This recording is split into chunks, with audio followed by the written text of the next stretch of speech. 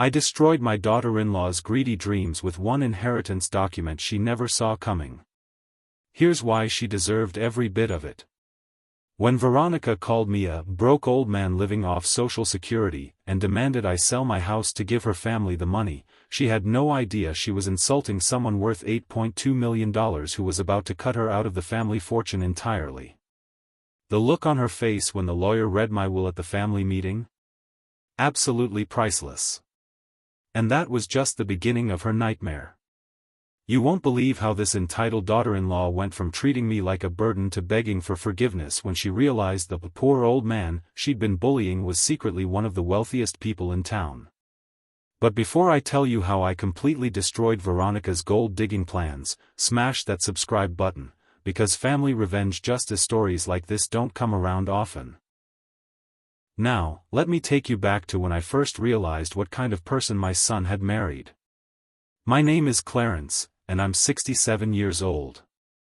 I spent 40 years working as a machinist at the local steel plant, living modestly in the same small house I bought in 1978. To everyone around me, I looked like a simple blue-collar retiree getting by on Social Security and a small pension. What nobody knew was that I'd been investing every spare dollar since I was 25 years old. Not flashy stocks or get-rich-quick schemes, just steady, boring investments in index funds and dividend stocks. After 4 decades of compound interest, my portfolio was worth over $8 million. But I kept living the same simple life. Same modest house, same reliable truck, same thrift store clothes. My late wife Martha and I had made a pact: we'd live below our means, save everything we could, and leave our family secure for generations. My son Bradley married Veronica 3 years ago. At first, she seemed sweet enough. Bubbly, energetic, always talking about her big dreams and plans. "Clarence, you're so wise about money," she'd say. "Bradley told me you've always been super careful with every penny." I took that as a compliment. Being frugal had built my family's future. But over time, Veronica's comments became less flattering. "Why do you shop at thrift stores when you could afford better?" she'd ask. "Don't you want to enjoy your golden years?" "I enjoy simple things," I'd reply.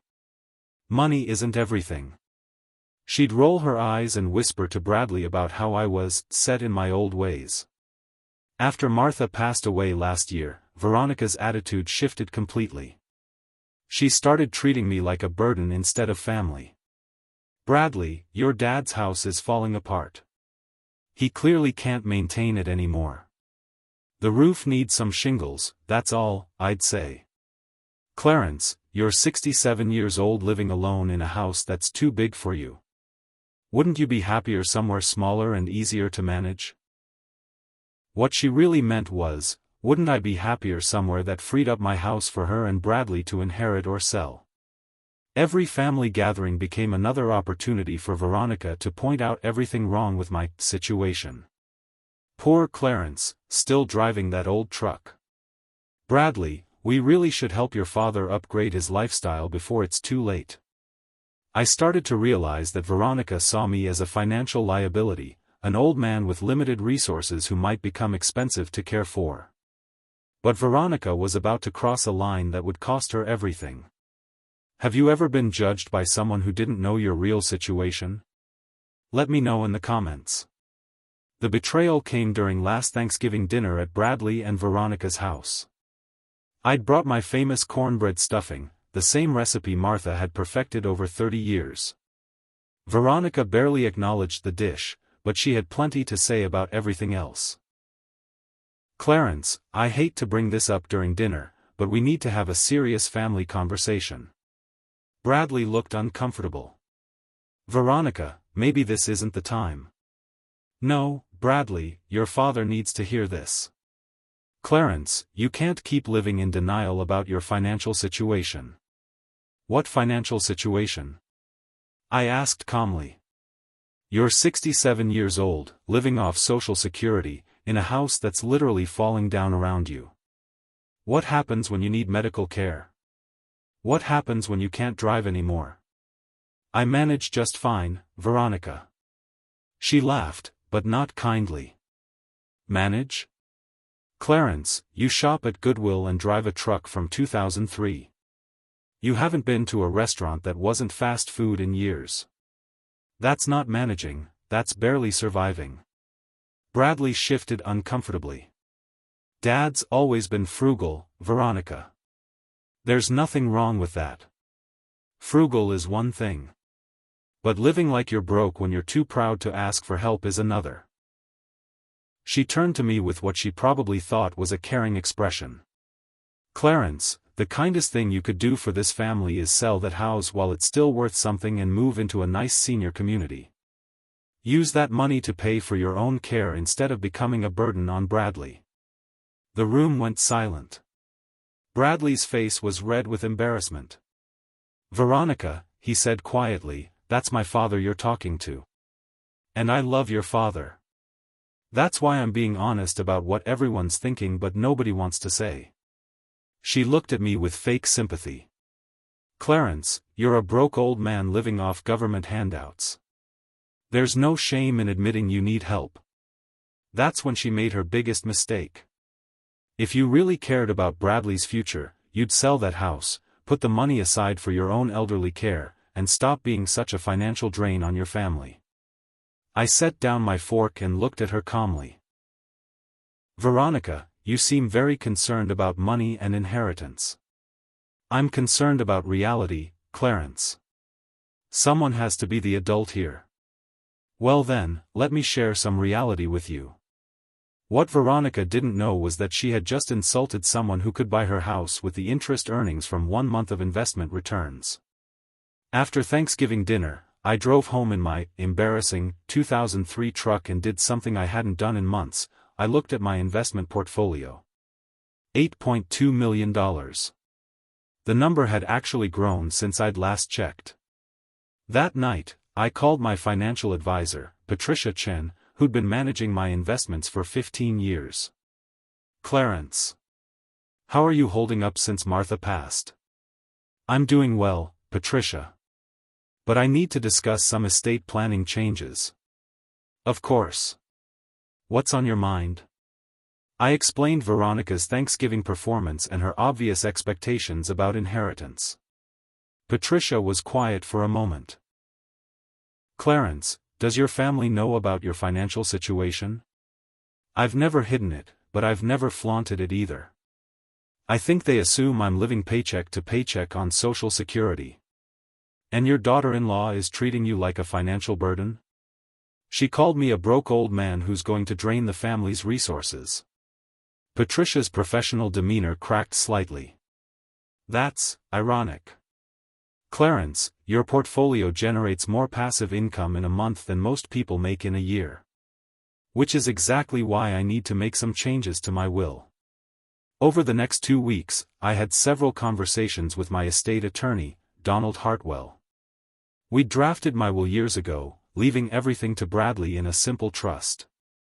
But after Veronica's display, I realized I needed to protect my family's wealth from someone who saw me as nothing more than a financial liability. Donald, I want to ensure that someone who views me as broke and a burden doesn't benefit from the wealth they clearly don't think exists. I understand completely, Clarence. We can restructure this to protect your assets from anyone who doesn't respect what you've built. The new will was masterful. Bradley would still inherit everything, but it would be held in a trust that Veronica couldn't access. More importantly, the will reading would reveal exactly how much his broke old man father was actually worth. But I needed to document Veronica's true character before making any final decisions. At our next family dinner, I started asking innocent questions about their financial plans and goals. Veronica, you and Bradley seem to have everything figured out. What are your long-term goals? She was happy to share. Well, eventually we'll inherit your house, which we can sell to help with our down payment on a bigger place. Bradley's always said you've been super responsible with money, so hopefully there's a little something saved up too. What if there wasn't anything saved up? She shrugged. Then at least we wouldn't have to worry about expensive elderly care eating up Bradley's inheritance. Sometimes being broke is actually a blessing, no difficult financial decisions to make. I nodded thoughtfully. So you'd say that money and inheritance are important to your family planning? Of course. We're not getting any younger, and we want to give our future kids the best life possible. Every little bit helps, you know. Bradley looked uncomfortable with how openly she was discussing my death and their inheritance, but Veronica was on a roll. I just hope when the time comes, everything's organized properly. I've seen families fight over estates when the old generation wasn't clear about their wishes. What kind of estate would make you happy, Veronica? She laughed. Clarence, I'm not expecting millions. Even if you had 50,000 saved up, that would be a huge help for us. By the time I finished my new will, Veronica was about to discover that the broke old man she'd been insulting was worth more than she'd ever dreamed. But that wasn't enough. I wanted her to hear it in front of the entire family. What would you have done at this point? Reveal the truth or teach a lesson? Comment below. But that's not even the worst part. My plan was elegant in its simplicity. Let Veronica continue showing her true character while I prepared to reveal exactly how wrong she'd been about everything. I started acting more concerned about money around her, playing into her assumptions about my financial struggles. Veronica, you're right that I should be more careful about expenses. This heating bill was higher than I expected. See? This is exactly what I mean, Clarence. You're stretched too thin trying to maintain that big house on a fixed income. Maybe I should look into selling some things. Her eyes lit up. That's such a wise idea. Do you have anything valuable tucked away? If only she knew. Over the next month, I let Veronica believe she was successfully convincing me to downsize my lifestyle and face financial reality. She became more confident in her role as the family's financial advisor. Bradley, your father is finally being sensible about money. He's starting to understand his limitations. Meanwhile, I was working with Donald to plan the perfect reveal. We scheduled a formal family meeting to discuss estate planning and end-of-life financial arrangements. Donald, I want everyone to understand exactly what they've been dealing with. The will reading should be quite educational, he agreed with a slight smile. I invited Bradley, Veronica, and my brother Carl to the meeting. Carl knew about my investments. He'd been encouraging me for years to enjoy my wealth more openly. Clarence, you sure you want to do this? It's going to be quite a shock. Carl, someone who calls me a broke old man and a financial burden deserves to learn the truth about what they've been insulting. The week before our meeting, Veronica ramped up her helpful financial advice. Clarence, I've been researching senior communities, and there are some really affordable options. You could probably get a nice little apartment for what you're spending on that house. How much do you think I can afford, Veronica? Well, with Social Security and maybe a small pension, you're probably looking at $800 to $1,000 a month maximum. But that's fine. Simpler living might actually make you happier. Bradley finally spoke up. Veronica, maybe Dad doesn't want to move. Bradley, your father needs to be realistic. He can't afford to live like someone with money when he doesn't have money. That's when I knew the timing was perfect. Actually, Veronica, let's get everyone together this Sunday to discuss my financial situation openly. I think it's time for complete transparency about what I can and can't afford. She practically glowed with satisfaction. Clarence, that's the most mature thing you've said in months. Bradley, isn't this wonderful? Your father is finally ready to face reality. She thought she was about to watch me admit defeat and beg for help managing my poverty. She was about to learn that the broke old man she'd been lecturing had more money than she'd see in 10 lifetimes. They thought they were coming to help a broke old man plan his final years.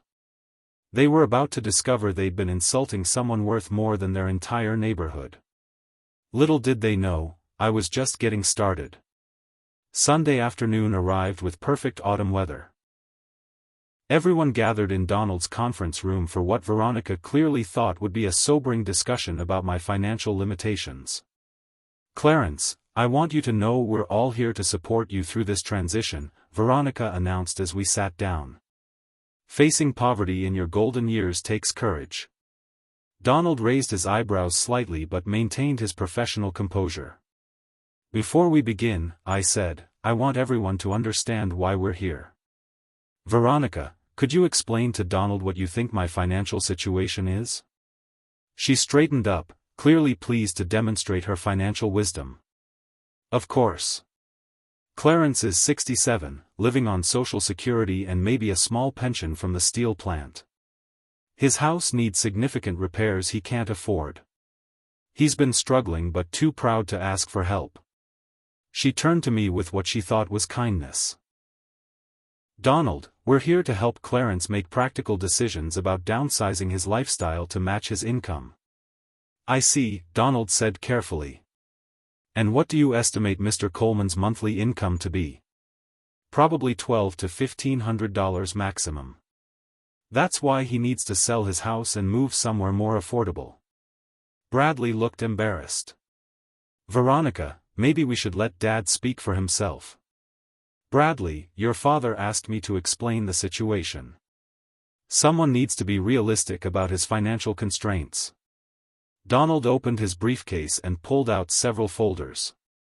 "Well, let's review Mr. Coleman's actual financial position, shall we?" He spread documents across the conference table. "Mr. Coleman, could you confirm these investment account balances for the family?" I nodded. "Go ahead, Donald."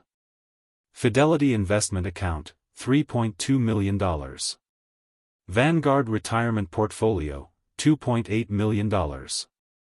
Charles Schwab Dividend Account, $1.4 million. Municipal Bond Portfolio, $800,000. Real Estate Investment Trust, $200,000. The room went dead silent. Veronica stared at the papers like they were written in a foreign language. What are those numbers?" "Mrs. Coleman, your father-in-law's current investment portfolio is valued at approximately $8.2 million, generating roughly $35,000 in monthly passive income." The blood drained from Veronica's face. "That can't be right," she whispered. "Clarence shops at thrift stores. He drives an old truck. He lives in a tiny house." "Veronica," I said gently, "I shop at thrift stores because I don't need to impress anyone. I drive my truck because it's reliable. I live in my house because it's home. Having money doesn't mean you have to spend it foolishly." Bradley was staring at the investment statements in shock. "Dad, you're a millionaire." "Several times over," Donald confirmed. "Your father has been one of the most successful long-term investors I've ever worked with. But the best part was yet to come." Veronica finally found her voice. "Clarence, why didn't you tell us? We could have done so much more together." "Done what, Veronica? You mean like when you called me a broke old man? Or when you said I was a financial drain on the family?" Her face went from pale to bright red. I was worried about you. You were worried about inheriting from someone you thought was worthless." Carl, who had been quietly enjoying the show, finally spoke up. "Veronica, my brother has been trying to teach you about the difference between wealth and spending for 3 years. You just never listened." "But Clarence, if I had known. If you had known I was wealthy, you would have treated me differently. That tells me everything I need to know about your character." Donald cleared his throat. "Which brings us to the estate planning discussion." He opened another folder. "Mr. Coleman has revised his will based on recent family interactions. You won't believe what happened next." Donald continued reading from the will with the precision of someone who'd practiced this moment. The estate, valued at approximately $8.2 million plus real estate and personal property, will be held in trust for Bradley Coleman, with the following conditions. Veronica leaned forward eagerly. The trust specifically excludes any spouse who has demonstrated financial prejudice against the grantor or who has treated the grantor as a financial burden based on assumptions about his economic status. The room went silent again. What does that mean? Veronica asked in a small voice. It means, I explained calmly, that someone who calls me a broke old man and suggests I'm a drain on the family doesn't get to benefit from the wealth they claimed didn't exist. But Clarence, I was just trying to help. Veronica, you spent 3 years treating me like an embarrassing burden. You never once asked about my actual financial situation, you just assumed I was poor and acted accordingly. Bradley finally spoke up. Dad, I had no idea you were. I mean, I never thought. Bradley, you treated me with respect regardless of what you thought my bank account looked like. That's the difference. Veronica was now in full panic mode. Clarence, please. I made a mistake. I'll do anything to make this right. What mistake, Veronica? Thinking I was poor? Or treating someone poorly because you thought they were poor? She couldn't answer because we all knew the truth. Carl shook his head. Veronica, my brother wore the same clothes and lived the same way when he had $1,000 as when he had $8 million. His character never changed. Yours revealed itself the moment you thought he was financially vulnerable. This isn't fair. She finally exploded. How was I supposed to know? You live like you're broke. And you treated me like I was worthless because of it, I replied. Someone who judges people's worth by their spending habits doesn't understand what wealth really means. Donald closed the folder. The trust ensures that Mr. Bradley Coleman will inherit everything, but protects the estate from anyone who demonstrated disrespect toward the grantor based on financial assumptions. Over the following weeks, Veronica tried everything to repair the damage. She brought expensive gifts I didn't want, planned elaborate dinners I didn't need, and constantly apologized for misunderstanding my situation. But the damage was done. She'd shown her true character, and everyone had seen it. 3 months later, Bradley quietly filed. The final irony? Veronica's divorce settlement was minimal because Bradley's future inheritance was protected in trust, exactly as I'd planned. Today, I still live in the same house, drive the same truck, and shop at the same thrift stores. The difference is that my family now understands the wisdom behind living below your means. Bradley and I have grown closer, and he started following my investment strategies. Emma, my new daughter-in-law, brings homemade cookies and asks genuine questions about financial planning. The lesson? True wealth isn't about impressing people, it's about having the freedom to live your values while building security for the people who matter. If you enjoyed seeing this gold-digging daughter-in-law get exactly what she deserved, you'll love tomorrow's story about an older man whose neighbors called him a crazy old man, until his property values revealed his genius. What's the biggest financial assumption someone made about you? Share in the comments, sometimes the quiet ones have the biggest surprises. If this story got you thinking, go ahead and hit that like button. Don't forget to subscribe for more real stories that hit deep, and tap the bell so you don't miss what's coming next. And hey, if you know someone who needs to hear this one, share it with them. Thanks for watching.